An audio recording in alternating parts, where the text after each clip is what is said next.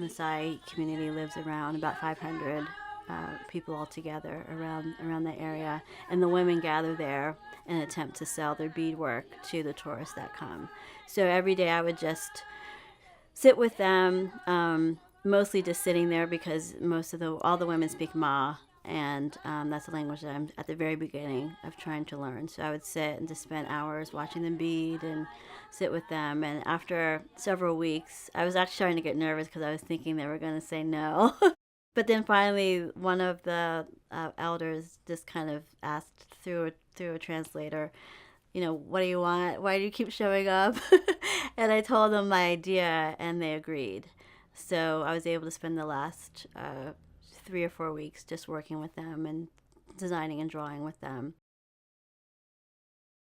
Drawing is not a part of their design process. They just put the beads on the wires and make the jewelry that way. So sketching was something that they hadn't actually done.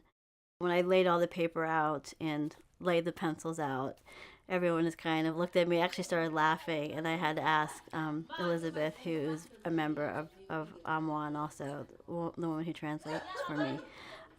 She said they're laughing because they've never held a pencil. So they just think it's really funny that you want them to draw now. And so I had to kind of adjust the way that I was thinking, the way I thought about design and what the design process is. And I just asked them to place a mark where they would place a bead. After only a couple days, we spread out and everyone was drawing and designing because they're artists. The process as it is now, I make all the patterns and I sew all the samples.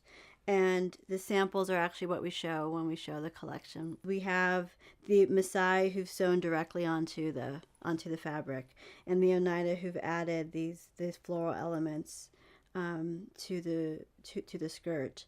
So right now, with the samples and with the pieces and the designs that we've been doing, it is very labor intensive. It is very much craft forward. And in the future, looking at the designs, things are going to be still individual, one-of-a-kind pieces, but that they're going to be production focused as much as design focused, so that we can produce on a large scale.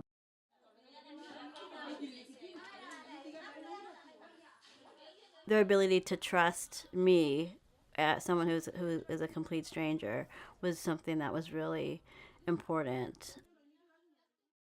You have to sit in the circle and see what happens. It's not gonna, this isn't an American corporate, merger. You have to actually sit in the circle with the women. And that has been a lesson that's helped with everything since then.